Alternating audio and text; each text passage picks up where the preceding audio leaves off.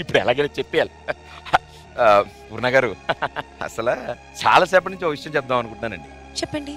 అంటే అది మీరు ఒక అబ్బాయిని ఇష్టపడుతున్నారు కదా? అవును. మీకు ఎలా తెలుసు?